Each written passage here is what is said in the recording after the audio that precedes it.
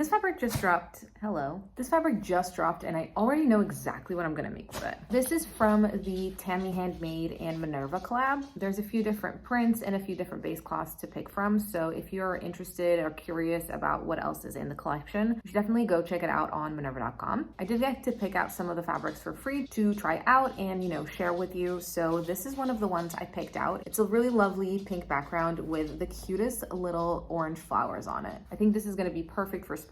Zeus, can you stop moving, please? Thank you. Here's my plan. I was thinking of making a Kiri shirt dress with this. This is a free pattern from moo.com. It's basically like an A-line shirt dress with long sleeves and an oversized collar, and it is a little bit shorter than I would usually go for, but ever since I saw this pattern on their website, it has been living in my head rent-free. So I really want to make it, and I think this fabric is going to pair perfectly with it. As I said, I'll be trying the Kiri shirt dress pattern from moo.com, which is a PDF pattern. This means you download it, then print it, and have to assemble it before you actually cut your size. So here's how I like to assemble mine. After I print it, I start putting the rows together first, and then I attach the rows to each other. I find it helps to cut the corners down to make matching up the pattern corners easier. Then I tape the corners together before taping down the rest of the page. I actually only tape down the bits that are actual pattern pieces because there's no point in taping paper that is going to be cut away. As you tape pages together to form the row, it starts to get really long. It'll be 6 pages per row, so I find rolling them in as I go also helps to manage all of that paper. Then I put the rows together, and after I can cut out my size from the pattern. I've heard of some pattern companies that make it possible for you to only print out your size to waste less paper, but since this is a free pattern, I don't really think it'd be fair to have that expectation. I have my pattern here. It's all printed and, put together, cut out, ready to go. Now it's time to do the cutting puzzle. I like to start with the pieces cut on the fold, so I place those down first.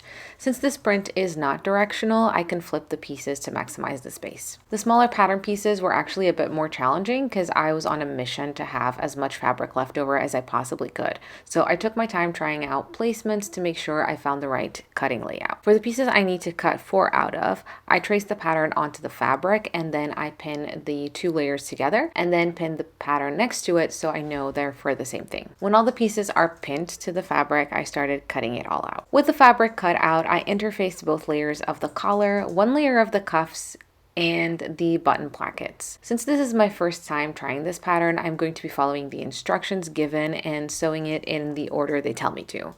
When I'm sewing a repeat pattern, I tend to go off-piste and tweak the construction and techniques to my taste, and I also do batch sewing, but for new patterns, I prefer to take my time and follow their recommendations first. So I'm starting by pinning the fronts of the dress to the back along the shoulders and sides with right sides together.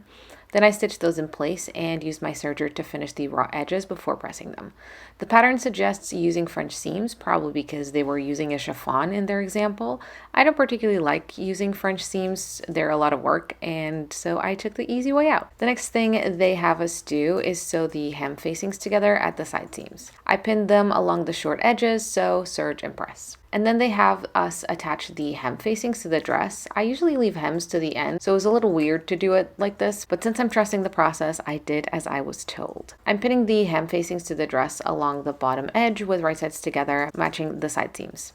I stitched that in place and then pressed it. Basically, I started by pressing the seam away from the dress, then flipped the facings to the inside and pressed that again. Then I pressed in the seam allowance on the other long edge of the hem facings.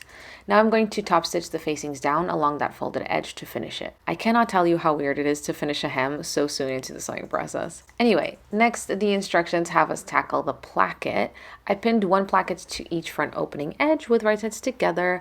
After stitching them in place, I pressed the seam allowance towards the placket, then press the seam allowance on the other edge in, and finally press the whole thing in half. They don't mention this in the instructions, but I finished the bottom edge of the placket by folding it with right sides together and stitching the short edge along the hem. I trimmed the excess and folded it back. To hold the plackets in place, I top stitched the folded edge down.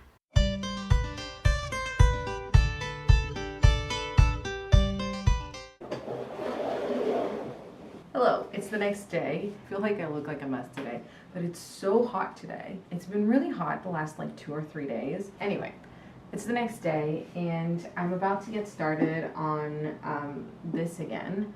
I think it looks really cute. Doing the hem before the facing and stuff, that was weird. I've never made a dress like that. Following the instructions, because I've never sewn this pattern before, so I'm following the instructions and hoping that they know what they're doing, you know? I think next we're gonna move on to the sleeves. Yeah, I think I still have a ways to go. I don't think I'll finish today, especially because it's already 3 p.m. and I'm only about to get started. So I stayed up really late last night listening to my audiobook. I was listening to, I think it's called Lovely Violent Things. The first one was called Lovely Bad Things, and then it's like a series called Hollow's Row.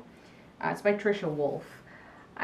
It's kind of like a thriller. It has some spicy scenes in it. I think I will listen to the third one just because I want to know what happens, but I don't know if it's out yet, actually. The two main characters are Halen and Callum. And I really liked Callum. He was kind of unhinged, but like in a hot way. I don't know. I kind of liked him. He made me laugh. But Halen I thought was kind of annoying. I get that it's a trope when, especially the woman, is kind of in denial about whatever it is. Either about liking the person or about like a situation. But I feel like sometimes authors will take that way too far. Most of book 1 and most of book 2, she was like, no, but I didn't, but no, but he's this and he's that and he's the. Ugh. Sometimes I was on her POVs, I was just like, ugh, stop being so annoying, woman. All this to say, I went to bed really late last night because I was listening to my audiobook. And then today, I'm tired. I'm gonna get started on the sleeves and I guess I will update you at some point, maybe. We'll see. Bye. The first thing they tell us to do on the sleeves is to cut along the marked line to make the opening. Then I pinned the binding in place with right sides together and stitched it down, making sure I moved the sleeve to avoid tucks. Keep in mind that the seam allowance for the binding is 1/4 inch or 6 millimeters. While I waited for the iron to heat up, I started prepping the ruffles. To do this, I folded the ruffles in half lengthwise with right sides together and then stitched the short edges down. Then I cut off the excess seam allowance, flipped them right side out, and pressed the ruffles in half. I also pressed the sleeve binding away from the sleeve, pressing the seam allowance on the opposite long edge and pressed it in half. To secure the sleeve binding, I top stitched it in place, making sure I'm catching the folded edge. Then I pinned the sleeves closed with right sides together and stitched them down as well. I finished the edges on the serger and pressed the seam allowances towards the back. Next, I started to add the ruffle to the collar. First, I pinned the ruffle to the collar with right sides together, making sure my ruffles are even. I actually used magic clips because they're easier to use on thicker layers, and if you need to rearrange the ruffles, they're just easier to take off and put back on. When I was happy with the distribution of the ruffles, I added the other layer of the collar and pinned it over with right sides together, sandwiching in the ruffle. While I'm pinning the ruffles, I might as well do the ones on the cuffs. I basically did the exact same thing. The only difference was that on one side of the cuffs, there's a mark where you're supposed to stop the ruffle, so I stopped it there. Completely unrelated, but I started a quote book where I write down song and book quotes that resonate with me, and I actually made a little book myself, and I was just adding a little quote here. Anyway, once all the ruffles are pinned, I stitched both the cuffs and the collar along the outside edges. Then I trimmed the excess seam allowances, flipped everything right side out, and pressed it all in place. I also pressed in the seam allowance on the remaining edge of the cuffs. The instructions then have us add the cuffs to the sleeves, so I just pinned each cuff to a sleeve with right sides together. I found the sleeves were wider than the cuffs, but there's no mention of what to do about that on the instructions, so I just added a couple of tucks to mimic the ruffles. I guess I decided to do some batch sewing here because I also pinned the collar to the dress at this point. This seemed really weird to me, but they have us pin only one layer of the collar to the neckline and leave the other one free. I'm trusting the process, so I did as I was told. Then I stitched all of those seams down on the machine. After I trimmed the excess seam allowance on the cuffs, I pressed them towards the cuff, and I also pressed the seam allowances on the collar. This is where things got a little tricky because they basically have us press the excess seam towards the collar and then press in the raw edge of the top layer, which was really, really tricky to do. But the weirdest part is that we're then supposed to stitch the folded edge in by hand to finish that seam. Kind of how you do on the cuffs, but on the collar. I finished the collar, and basically all I have left to do is finish sewing up the cuffs, so like just finishing the raw edge, and then attaching the sleeves to the top. Can you tell I'm tired? And then attaching the sleeves to the dress, and I guess doing the buttons and the buttonholes. But I'm gonna stop here because I am getting a little bit tired, and I am so annoyed at this pattern right now that I just want to throw everything out the window. And I think that usually means it's time to pause and to go do something else. I'm really annoyed with how they have you finish this. I am annoyed with the instructions because the instructions are really thorough for some steps and then not very thorough at all for others. I don't like that they had you do the placket at that point and then didn't tell you really to finish the top, and then I had to do like a weird fold in and sew it by hand. I don't like the way they have you finish the collar. I think it's ridiculous. It is more difficult, more fiddly, and it doesn't look better. It looks more handmade. It would be so much easier to just have a facing and you would sew the facing on top and then flip it to the inside. It would be so much easier, so much neater. There's a reason why facings are a thing, and I don't understand why you would have a hem facing for this dress but then not a facing for the collar. That doesn't make any sense to me. And the other thing that I'm really annoyed with in this pattern is that all of the seam allowances are different. There's a seam allowance for the main seams, then there's a seam allowance for like the collar, for the cuffs, and what else is it? And for the neckline. And there's a third seam allowance for the binding on the sleeves. Usually the sleeve bindings have a different seam allowance to the rest of the pattern. But why not have the same seam allowance to everything else? Like, why make it so complicated? I don't know. I'm really annoyed with the pattern right now. So I'm gonna call it a day for now. Tomorrow I'll come back fresh and a little bit less annoyed. Just do the finishing touches. I think I've got the buttons that I want to use for this. They're like sort of like a pearl shank button, but they're yellow instead of on like a pearly white. Hopefully I'll have enough of those. I think it's looking cute, and I think it will turn out cute in the end. I'm mad, and I kind of wish when I started doing the pressing everything in, I was like, maybe I should go and do some facings.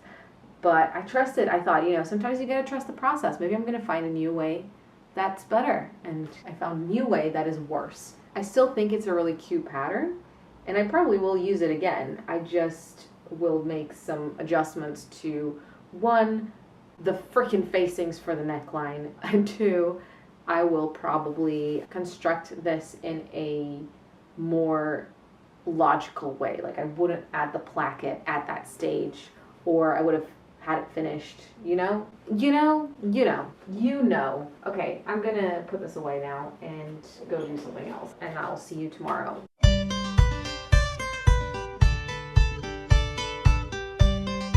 The next day, I finished the inside of the cuffs by hand. Then I pinned the sleeves to the dress with right sides together, matching the notches, and the underarm seam on the sleeves to the side seam on the dress. There was excess ease on the sleeves as well, so I did the same tuck as I'd had on the cuffs, keeping them concentrated at the shoulder. Next, I stitched the sleeves in place. I finished the edges on my serger and pressed the excess seam allowance towards the sleeve. Onto the finishing touches, I marked the buttonhole placements on the cuffs using the template included in the pattern, but then for the front opening edges, I transferred the top button marking and then used the buttons to gauge how big the holes need to be and kept them about 8 centimeters or roughly 3 inches apart, which is the usual measurement for most patterns. Then I used my buttonhole foot to make the buttonholes along the markings. With that done, I used the buttonholes to mark where I wanted the buttons to go, and since I'm using shank buttons and can't sew those on the machine, I did them by hand using doubled up thread to make it go a little bit faster.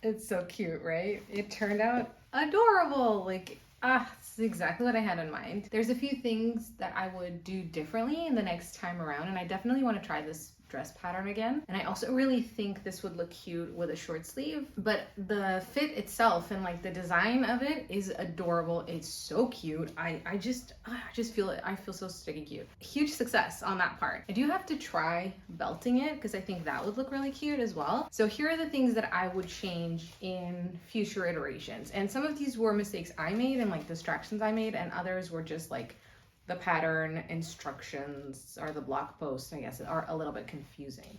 So first of all, we all know this from my rant yesterday, but I would change the way the collar is finished. Next time I make this, I'm going to draft some facings and add those in and just make that easier and more like a little bit neater, and I think that will just look nicer. It'll be way easier to finish. The other thing I think is here on the binding of the sleeves, ideally I would have sewn this like tucked in, and I forgot to do that, so it isn't tucked in. It's like a minor thing, and I don't think people will really notice because this sleeve is kind of like baggy around the wrist, so it's fine, but I will change that in the future. And I also will, I think maybe make the cuffs a little bit bigger because they are tight. But I also, like I said, really want to try this with a short sleeve because I think that would be really cute as well.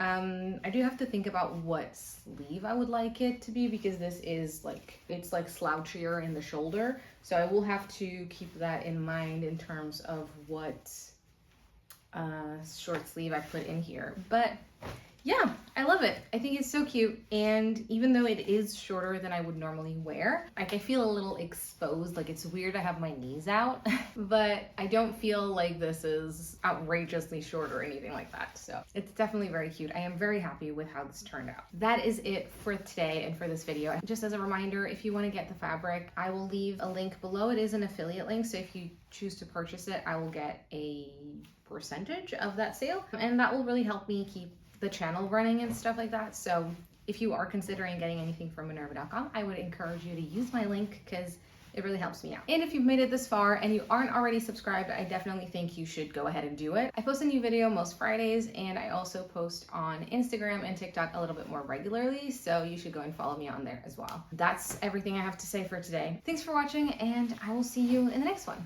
Bye.